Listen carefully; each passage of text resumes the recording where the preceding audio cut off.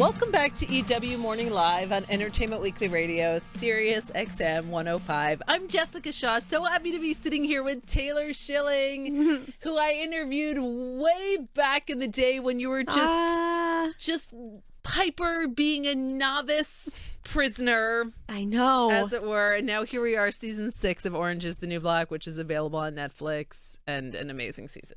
I'm so happy you're enjoying it the way that you are. It really makes me so happy. Surely you're hearing that a lot about this season, right? I'm hearing, yeah, people like it. Yeah, I'm thinking right now, trying to make sure that that's real. Yes, yeah, I'm hearing like people really are like enjoying it. Yes, it's a funny season, and it's a bold season how Jenji and the writers and everything plans it, because after last season was a concentrated amount of time and location and in somewhat different places, and it's just to have everyone it almost feels like shrapnel, like everyone is all over the place and in different, and people come together at different times. But, yes, when the season starts, it's like, how are you going to bring people back together? Right. Exactly. I mean, and that's where her genius lies, in that she can, explode something and then weave it together, or you don't even remember what it was before. Yeah. How is it? Does she kind of clue you in on master plans? It's not a real Aryan, I don't mean like that, but in like in a vision of where things are gonna go, either like over the course of the season, or like where, listen, the riot is gonna happen and that's gonna lead to this point in 6, or how much do you know going into it? Jenji keeps most of it pretty close to the vest, and I think a lot of it is that they're in process, and the writer's room are in process. So we get that like fun experience of taking it as it comes, being able to see it as it goes. But so that's been that's sort of been the rhythm for the past couple of years, is that we receive the information as we receive the scripts for each episode. So let's talk about this season, and I haven't finished the season yet, and which is making me crazy because I'm already, as I told you got to get them on that phone. People are starting to think pieces about the finale. I want to read them. I know, and I'm now so excited. You just gave me Google fodder. What do I need to, without telling me what happens in the finale? What do you have to say about the finale and how it ends? Without spoiling. I mean, it's like Mad Libs. Yeah. It's like Mad Libs. I think, as always, it's very interesting to see how people of different corners of the prison hierarchy, or the different parts of our different socioeconomic strata, out in the world, where they all land after conflict. And the way that people are thrown in different directions is fascinating. It's really interesting and kind of heartbreaking. Well, to see where everybody gets tossed. Do you feel like it sets up next season well? Because you guys go back to filming like what next? I mean, soon, right? Monday. Yeah, we're back on Monday. Right. Yeah. And is there a sort of logical progression from where 6 ends and 7 begins? Absolutely. Yeah. Yeah, particularly for me, for everyone. Right. I've read right. Everybody. I'm really excited. I mean, I always love the show, but but I'm very excited about what's happening right now of the end of 6 into 7. It seems like just this beautiful alchemy of story that is really reminiscent of the early days. That's funny you say that, because I think in a lot of the reviews of 6, I've read a lot of people saying things like it feels like 1 and 2, which is a funny thing to, Have you? It's interesting because I sort of understand that. That was my experience as well. While filming, or In reading it. Right. Yeah. I've had that kind of like, it feels like there's a sweet spot. There's like a sweet spot that kind of everyone collectively, collaboratively found. Right. Again. I wonder if on some level it has to do with, when something becomes your normal, it doesn't have a newness to it. Whereas this season, the women are put in very new situations, though still under that very massive umbrella of the prison system. Completely different experiences. Yes. So figuring out how to survive and who to align with and how to keep certain things sacred or what, Faustian deal to make is all, you're starting from square one. Yeah. And I think that that's a really creative place to be as a writer, as an actor. I think the writers formulated a narrative that let them sort of soar and allowed us to soar also, because it is very, very ripe to be in a new place. And it gave, you know what I mean? It gave everybody sort of like space to kind of have their imaginations fly. Yeah, for sure. And poor Piper loses part of her tooth. I was so, isn't it crazy how bad that looked? Did it look crazy to you? Well, yeah, but also I was obsessed with what you were wearing to have, like what I was like, what kind of mouthpiece must she be wearing? Did it look real? 100%. Yeah, that's why I was real. Like, did they just knock her tooth out? Like, were they like, listen, we're gonna by go next full week, method. exactly. Okay, I mean, you and Brando, kid. That's right. Punch you in the face. Or did you offer? You're like, yes, exactly. Taylor Schilling. I want to go deeper this year. I mean, give me something to sink my teeth into, literally, as it were. Yes, as it were. No, but we have such amazing special effects people. I mean, I was shocked by it. That's why I'm asking. I haven't watched it yet. Now I'm feeling like I probably should spend some time watching it. It's such a good season. You should. Yeah, I think I should. Allow me to recommend your show to you. Thank you. When we were filming it, I was like, is anybody getting a load of this? This thing looks so real. Yeah.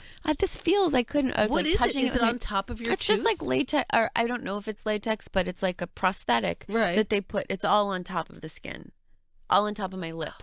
Oh. So it's all that puffiness was just this thing that they glued onto my face, in the morning. And then the chipped tooth was just tooth paint, which is a thing. If you didn't know that was a thing, you can paint out your teeth if you so choose. Right. With black tooth paint. Yes. So we put black tooth note paint. To Halloween planners. I suppose you could find like purple tooth paint if you just wanted to have purple teeth also. Yes. So it was like a little patch that they put on top of my face. Mm-hmm.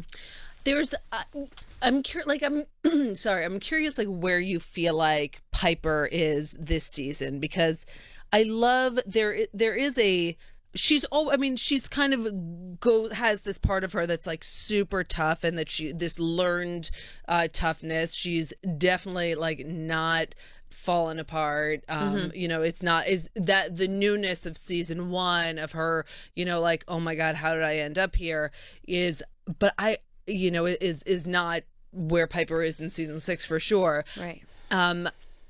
There's a certain like with me I got my 12 love about her, but not there's not like a bravado to it. It's more of like, I know where I am. Yeah, like there's something inside of her that feels like there's some sense of self-preservation that's just blossomed. You could also say that there's a part of her that feels like just very subtly and quietly has calcified, this part that she used to be very free. Yeah, and I think that's interesting about her, that there's a subtle, I'm have a stake. I'm claiming my territory. That's interesting. I think that's really interesting about her. And it's such a dramatic shift from where she was. I mean, she was just so open. Yeah. And you see glimpses of that. There's like at one point, without spoiling, like someone is, like doing her hair or whatever, and then you find out a little bit more about why that person's in prison. And you're like, Yeah. And I mean, there's a real softness. I think that the thing is that Piper has been in there for such a short period of time, really. Yeah. In like the grand scheme of things. And how long has she really, been in there? It's 13 months in total. So I'm not quite sure, to be Right. honest, where we are. Right. But really, she's down the rabbit hole. That's where I like to think of Piper in season 6, and really for the past few seasons. It's like Alice through the looking glass. Yeah. Of things are upside down and not right side up, and sometimes her own reactions to things don't even feel like her own. So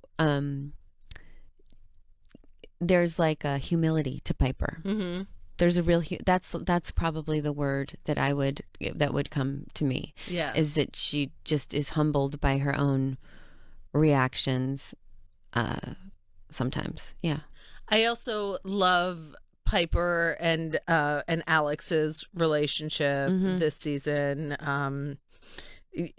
Just watch, at least in the point where I am. It's so funny to me. I mean, I don't know. They might, like, now I'm like, oh my God, what if like something major happens, which it might, because you got a real poker face on right now. So I don't know what's going on, but all I'll say is they're still together and everyone's alive when I am for the point where I'm watching. But there's such a funny comfort that they have together as a couple, and the way that Alex is like, look, I'm just gonna like do what needs to get done so that you can get what you want, and it's just they like put up with each other's shit. Yeah. They've just decided that they're in it. Yes. And they're just they've like chosen each other, and they're just there's no trying to change anymore. It's just acceptance. Yes. And it's a really sweet place to be in. Yeah. Yeah. I think I think that's what my understanding is, that's what Piper decided to sink into or to grab onto more than anything this year, was that she is in love. Yeah. Yeah. What was it like for you this season? Because there are different pairings of people. I mean, some people Piper's with that she's been with before, but there are also like new people, and there are moments, where people that you as an actor that have acted opposite for 5 other seasons are all of a sudden you're not, and you guys are so tight knit. Was this a strange season for you to shoot? You mean in terms of having the people that we just met and the people that we've known for like forever? Yeah, and like? not acting with any of them. Yeah. Or with a large part of them. Well, I always have Laura. Laura Prepon and I are always together. But yeah, it's super weird. We always talk about that. It's like, it feels like, we created this thing, like this little band of us made this thing, and it was so fun. And we're all, quite connected, quite close. And then so we shoot for 6 months, and then 6 months are off, and then everybody goes and does their own thing. And then every time we start working again, it seems like, oh, we're going to see each other again. Right. And the thing will be back.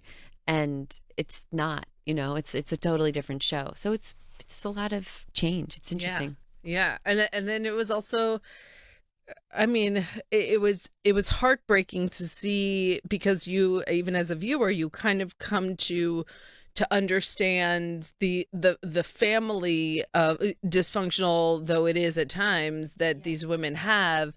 And when I think about this season, at least the first half that I've seen, and about, in some ways, just kind of what happens when you betray your family, and when to stand up for your family, and when to like look out for yourself. Yes. Yeah. And those are big questions.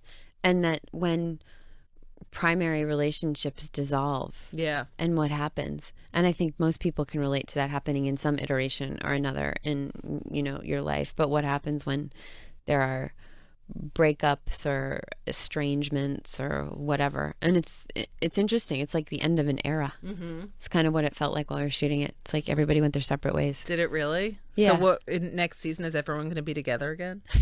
I can't say anything. I know you can. Seamless, though. I asked it, right? And we were like, yeah, no. when you think about when you first started shooting the show, Mm-hmm.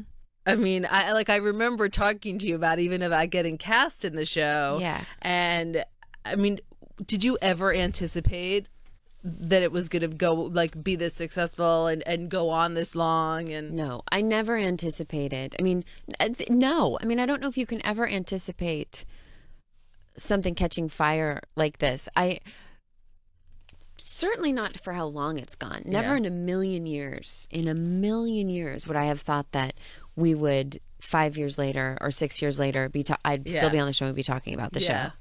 show. Never. There was a part of me while we were shooting it, and with my experience in theater, in some rehearsal processes, I guess, when something feels when like it's gelling and there's sort of an alchemy that happens in the room. There was something about the first season we shot that I felt that. So I might have been able to say, in all of my naive glory, there's this is special. The Right. content of the show was very special. For And it's sure. important. It's important. It felt very important. Yes. It felt like there were stories that needed to be told, women that needed to be seen, political points of view that were ready, that like popular culture wanted to embrace. But for how long it's gone on, never. Yeah, and it's interesting. I think that there always has been a prescience to the show and to different plots, Right? Yeah. I so think different so, plot points, and all I know, because I'm avoiding people who say anything about how the season ends. But when I talked to Uzo Aduba, Yeah. who plays Suzanne, I don't need to tell you that, but others. She was talking about how eerily prescient the finale is. It's terrifying. And I had no idea how terrifying it was. And I don't know where Genji gets it. But even in the past few months, it's just shocking. I watched part of the finale. I haven't seen the series. There were a few bits that I watched while we were doing ADR, which is like, voice stuff. And it makes the hairs on the back of my neck stand up. It's terrifying. Have you talked to Genji about that? About like how that's so creepy that you wrote something that early, and That I don't know. We have not Right, spoken about right. it, but I'm sure other people have had that conversation with her. well, I mean, I have all sorts of things in my mind going on about what this could be, but I know it's been Yeah. very powerful for people to watch. And then you're back at work next week. Can you just slip right into Piper at this point? Do you know her so well that it's like, yep. It's a really dangerous place to be, and that really terrifies me just as an actor to think like, oh, I'm getting so used to something that it's that easy. I don't know. That's something I haven't really resolved, and it's good that this is sort of coming to a close, because I haven't really resolved that in terms of like just feeling super comfortable in a character and like, oh, you know her. Right. It doesn't make sense to me. I'm always a little bit like,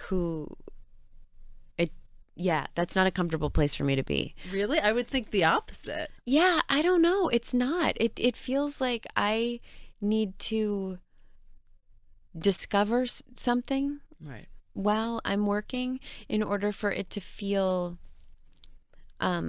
really alive. And I think whether people know it or not, my best work is when I'm discovering something and it's quite alive.